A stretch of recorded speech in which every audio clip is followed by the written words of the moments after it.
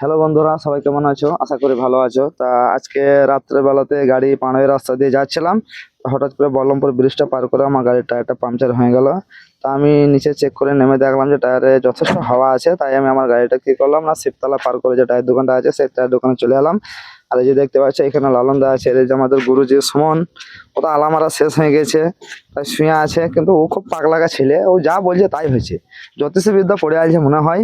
ও বুঝে তোর লেগে আমি বদদোয়া করছি, তার লেগে তো টায়ারটা পাংচার হলো। কিন্তু যা হোক, এটা সামান্য একটা জোক ছিল, এটা কোনো ব্যাপার নয়। আর এই যে আমার টায়ারটা একটা রেডিয়াল প্যাচ দিয়ে দিচ্ছি, যেহেতু টায়ারগুলো আমার নতুন, টায়ারগুলো এখনো বহুত দিন যাবে, তাই গেটিস ফেটিস না দিয়ে রেডিয়াল প্যাচ দিয়ে দিয়েছি 45 নম্বর।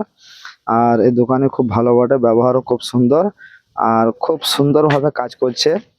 মেশিনের দ্বারা তো সমস্ত কিছু সিস্টেম, ঘষাঘষি, হাওয়া চেক আর ইত্যাদি ইত্যাদি বিভিন্ন রকম সরঞ্জাম আছে।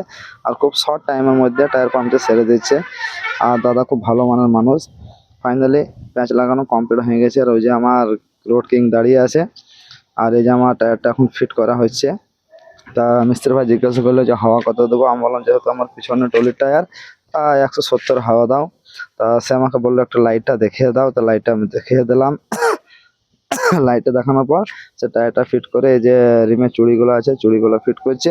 চুড়ি ফিট হয়ে গেছে, এবার হাওয়া দিচ্ছে। 170 হাওয়া দিয়ে দেবো।